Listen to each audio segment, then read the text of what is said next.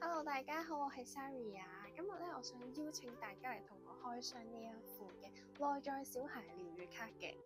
首先我要懺悔先，其實呢一副卡咧喺8月嘅時候就已經到咗我手啦，但係咧因為一啲各種各樣嘅原因啦，導致佢不斷咁樣延遲呢。好對唔住大家，我其實之前都已經聽到有好多人其實係有興趣呢一副卡，但係就喺度等緊咁樣，咁就我會再發展呢一條片出嚟，然之後俾大家睇。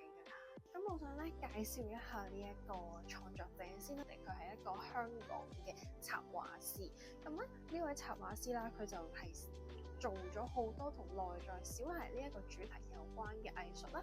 咁咧佢入面係會有超多好靚嘅畫作。咁係講緊我哋嘅生活入面啦，其實唔會所有嘢都係一帆風順嘅。我哋喺 New Age 嘅世界入面咧，成日都會你要 love and peace 你要寬恕其他人啊。如果有啲咩嘅事情發生，咁一定咧都係有我哋嘅課題喺入面。咧係我哋成日會聽到啦，喺身心靈入面。咁但係唔通我哋又真係要逼住自己去正面咩？喺呢一副牌入面啦，我會見到有好多其實係同現實生活中好息息相關嘅一啲嘅主題啦，例如人哋去標籤你，或者你去標籤人哋啦，又或者係一啲童年嘅創傷啊。我自己覺得呢一副牌咧係提醒緊我哋，其實生活中唔會每一面都係好嘅事情嚟嘅。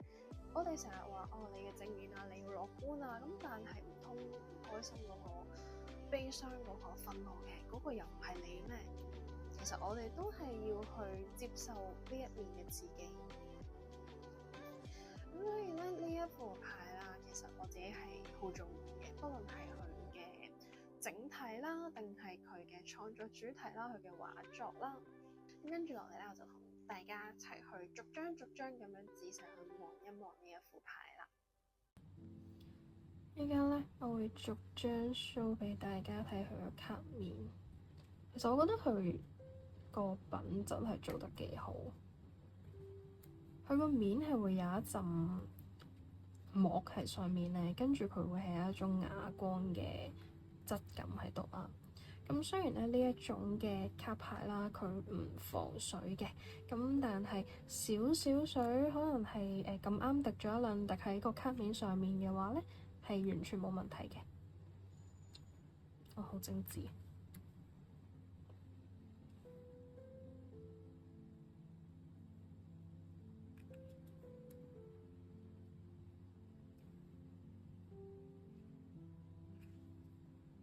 呢一副療癒卡，我覺得佢係比較接近於係一啲課題啦同情緒為主題嘅一副牌嚟嘅，會有一啲好嘅字眼啦，都會有一啲唔好嘅字眼啦。同我哋嘅生活、我哋嘅人生一樣，其實冇嘢係可以一帆風順、永遠咁樣係快樂嘅。喺我哋好多身心靈工作入面，大家都同你講話你要快樂啊，要愛啊，要保持住光啊、友善啊、寬恕啊。咁但係我哋無可否認地，每個人呢都係會有一啲嘅可能憎恨啦、憤怒或者係創傷喺入面，焦慮。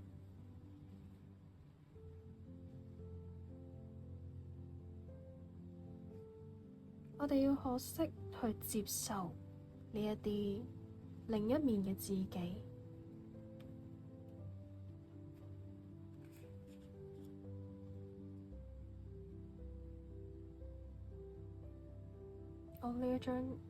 呢一幅我覺得好靚，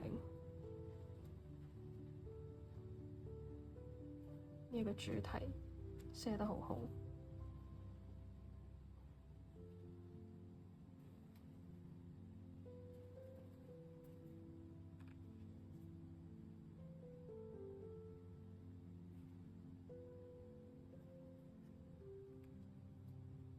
你見到我係好鍾意佢嗰個質感，跟住我隻手會不自覺咁樣係咁摸。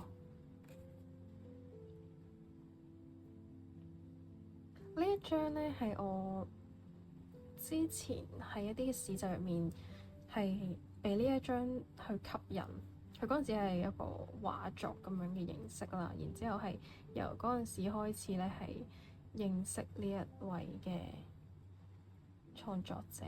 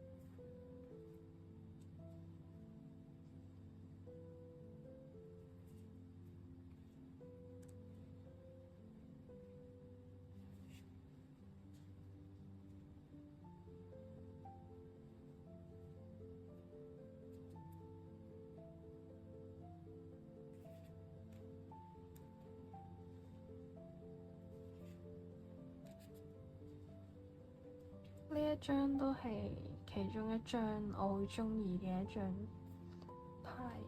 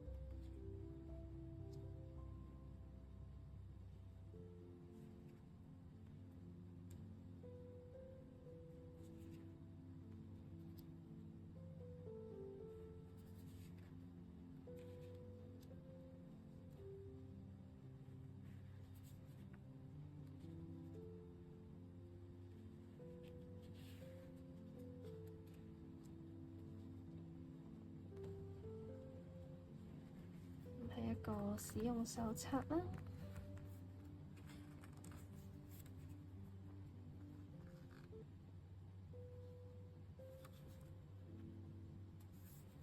呢度有個 IG。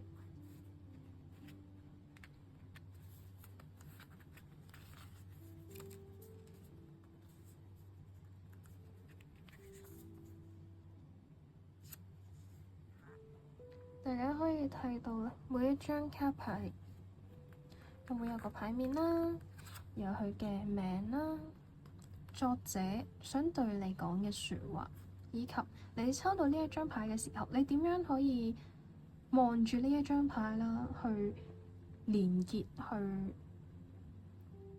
接觸到你內心嘅一啲恐懼啊、不安啊、課題。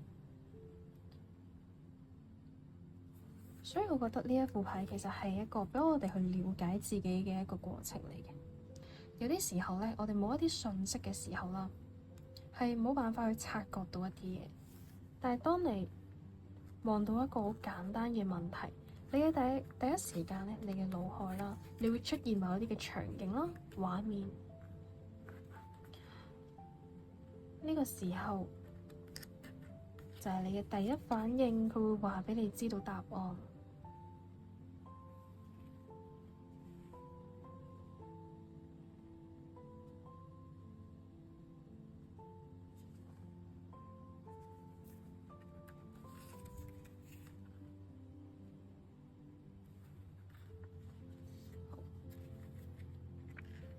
咁除咗50張牌嘅各自嘅解說之外啦，後面咧亦都會教你點樣去使用呢一副卡啦。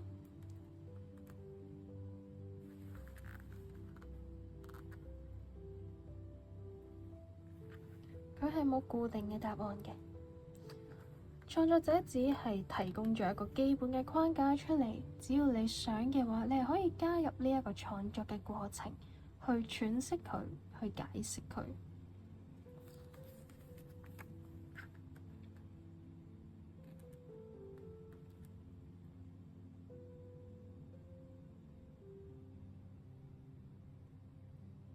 呢一副牌係俾你用嚟同自己去對話用嘅。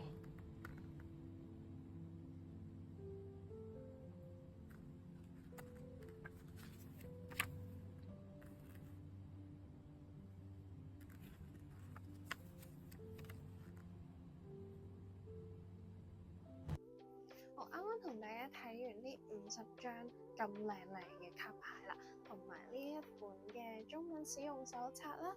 咁如果大家咧都對呢一副卡牌有興趣嘅話咧，依家我開箱咗嘅呢一副就已經喺油麻地嘅工作室等緊大家啦。如果大家咧都想親手攞上手望一望，然之後覺得中意啊，或者你可以試用咗之後咧先至決定嘅話咧，歡迎大家咧過嚟油麻地嘅工作室嗰度同我見面，然之後去試用佢嘅。